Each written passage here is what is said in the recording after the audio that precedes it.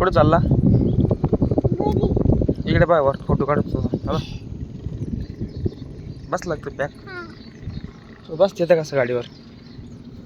गाडी. सोडे. पप्पा तू काय? चप्पल ऐकते पडली. नाही पडली. अजून नाहीये. तिकडे जायचं तुला? ओके. हा? गाडी चालवून बाईक चालवून. हा. तुला सुई दिली डॉक्टरने? आजारी पडला तू? सुई नाहीये. काकू. सुई कोणाला दिली मग? अजून ना. अजून दिली?